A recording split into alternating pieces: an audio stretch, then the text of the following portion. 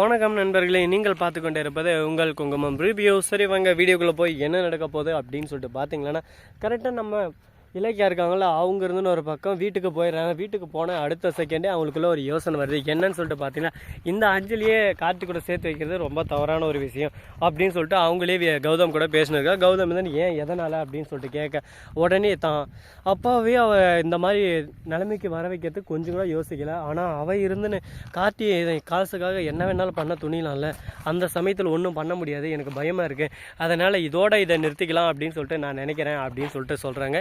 இதை கேட்டது நீ சொல்கிறதும் 100% கரெக்டு தாம்மா, இப்போ என்ன பண்ணலாம், நீயே ஒரு நல்ல முடிவாக சொல்லு அப்படின்னு சொல்லிட்டு கேட்க, உடனே நம்ம இலக்கியன்னு சொல்கிற ஒரே பதில் என்னன்னு சொல்லிட்டு பார்த்தீங்கன்னா, இனிமேல் அஞ்சலிக்கும் இந்த வீட்டுக்கும் எந்த சம்மந்தமும் இல்லை, போனதாகவே இருக்கட்டும், எப்படியாவது பிரியாவே கார்த்தியை லவ் பண்ண வச்சு அவங்க 2 பேருக்கு மேரேஜ் பண்ணிடலாம் அப்படின்னு சொல்லிட்டு ஒரு யோசனையை சொல்கிறாங்க.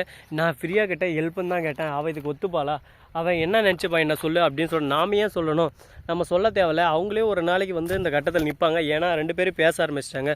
ஒருவேளை பிரியா மனசுக்குள்ளே அந்த ஆசை இருக்கான்னு சொல்லிட்டு கேட்போம். அப்படி எதுவும் இல்லை அப்படின்ற பட்சத்தில் நாம் சரி வேறு வழி இல்லாமல் அவங்க 2 பேரும் ஒரு பக்கம் பிரித்து விட்டுருவோம் அப்படின்னு சொல்லிட்டு சொல்கிறாங்க. அப்படி அவன் மனசுக்குள்ளே இடம் இல்லைனாலும் அந்த இடத்த நாமளே உருவாக்குவோமே அப்படின்னு சொல்லிட்டு சொல்லியிருக்காங்க. இதை கேட்கும் போது ஒரு பக்கம் இன்ட்ரெஸ்டிங்காக தான் இருக்குது. சரி பார்ப்போம் என்னென்ன நடக்க போகுது, ஏது நடக்க போகுது, எல்லாமே சுவாரஸ்யம் அதிகமாக நடக்க போதான்னு சொல்லிட்டு பொறுத்து வந்து பார்த்தா தெரிய போகுது. சரி இப்படி அப்படி ஒரு பக்கம் பிரச்சனைகளெல்லாம் ஓடின்னு இருக்குது. அதே சமயத்தில் மறுபக்கம் என்ன நடக்குதுன்னு சொல்லிட்டு பார்த்தீங்கன்னா, கரெக்டாக நம்ம வசந்த் இருக்கான்ல, அவன் ஒரு பக்கம் பேங்க்குக்கு போகிறான். அந்த சமயத்தில் நம்ம அஞ்சலியோட அம்மா 2 பேரும் பேங்க்கில் கற்று பார்க்குறாங்க. இவங்க என்ன பண்ணுறாங்க பேங்க்லன்னு சொல்லிட்டு உடனே இலக்கியாவுக்கு ஃபோன் பண்ணி, அக்கா அந்த மாதிரி பேங்க்குக்கு வந்திருக்காங்க, என்ன விஷயம் ஏதுன்னு தெரிலக்கா அப்படின்னு சொல்லிட்டு சொல்கிறாங்க. எனக்கு என்னமோ சந்தேகமாக இருக்கா, மாமா இந்த நிலைமைக்கு வந்ததுக்கு அவங்க தான் காரணமாக நினைக்கிறேன், நான் கால் பண்ணுறேன், நீ வையே, நான் கால் பண்ணதும் அவங்க என்ன நடக்குது ஏது நடக்குதுன்னு சொல்லிட்டு எனக்கு உடனுக்குடன் அப்டேட் கொடு அப்படின்னு சொல்லிட்டு சொல்கிறாங்க. சரி ஓகேக்கா நீ சொல்லிட்டல நான் பார்த்துக்கிறேன் அப்படின்னு சொல்லிட்டு ஒரு பக்கம் முடிவு எடுத்துறாரு.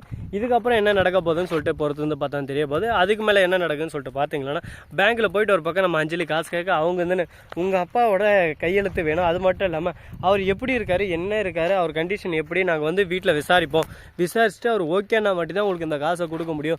எடுத்தோடனே நாங்கள் காசை கொடுத்துட்டு கொஞ்ச நாள் கழிச்சு அவர் நல்லபடியாக ஆகிட்டாலும் ஒன்றும் பண்ண முடியாது, டாக்டர் சர்டிஃபிகேட் வேணும், அது மட்டும் இல்லாமல் அவரே இதெல்லாம் சைன் கையிலே வைக்கணும் அப்படின்னு சொல்லிட்டு, அவர் தான் கையெல்லாம் விலகிறது இல்லையா அப்படின்னு சொல்லிட்டு, நாங்கள் வந்து அவர் ஆக்ஷனாக பண்ணுவார் இல்லை அந்த பேச்சு, அதை வச்சு நான் கண்டுபிடிச்சிவோம் அப்படின்னு சொல்லிட்டு சொல்கிறாங்க. இதை கேட்டதும் அவ்வளோதான் முடிஞ்சுமா, இந்த காசு நம்மளுக்கு வராது, எல்லாமே போச்சுமா அப்படின்னு சொல்லிட்டு புலம்ப ஆரம்பிக்கிறாங்க. எதனோ ஒன்று பண்ணணுமா, என்ன பண்ணலாம் அப்படின்னு சொல்லிட்டு வசந்த சமயத்தில் கரெக்டாக நம்ம இலக்கியாவோட அம்மா இருக்காங்களா, அவங்கள கட்டி வச்சுட்டு அவர் கழுத்தாவே அறுத்து போட்டுருவாங்க, நீ மட்டும் சைன் பண்ணல அப்படின்னு சொல்லிட்டு அப்பாவை மிரட்டலாம். தங்கச்சி மேலே இருக்கிற பாசத்தில் நம்மளை அடிக்கவும் முடியாது. சரி ஓகேன்னு சொல்லிட்டு கையெழுத்தை போட்டு விட்ருவாரு. அதுக்கப்புறம் நம்ம அந்த சொத்தை எடுத்திங்கன்னா அவளை விட்டுறலாம் அப்படின்னு சொல்லிட்டு சொல்கிறாங்க. ஏண்டி இதெல்லாம் ஒர்க் அவுட் ஆகுமா, உங்கள் அப்பா திடீர்னு நல்லபடியாக இருந்து வந்துட்டா நம்மளை ஒழிச்சு கட்டுருவானே அப்படின்னு சொல்லிட்டு சொல்லமா, அதெல்லாம் அப்புறப்பட்ட விதமாக, அதெல்லாம் இப்போ யோசிச்சுருந்தா வேலைக்கு ஆகாது, அதை அப்புறம் பார்த்துக்கலாம், இப்போதைக்கு என்ன நடக்கும் ஏது நடக்கும் அதை மட்டும் நம்ம யோசிக்கலாம் அப்படின்னு சொல்லிட்டு முடிவில் இருக்காங்க. சரி பார்ப்போம் என்ன பண்ண போகிறாங்க ஏது பண்ண போகிறாங்கன்னு சொல்லிட்டு. ஸோ நண்பர்களே, இந்த வீடியோ பிடிச்சிருந்தா லைக் பண்ணுங்கள், கமெண்ட் பண்ணுங்கள், ஷேர் பண்ணுங்கள், டிங் பெல்லை தட்டி விட்டு போங்க, அப்போ தான் நான் போகிற அடுத்தடுத்த வீடியோ உடனுக்குடன் வரும். மிக்க நன்றி, தேங்க்ஸ் ஃபார் வாட்சிங், டாடா, see you, நன்றி, வணக்கம், அந்த நம்பருக்கு.